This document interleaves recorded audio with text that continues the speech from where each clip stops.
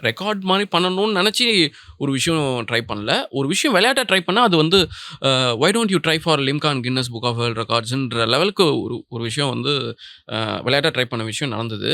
அதுதான் அந்த ஒரு விளையாட்டா ட்ரை பண்ண விஷயம் தான் என்ன இங்க இந்த இடத்துக்கு கொண்டு வந்தது.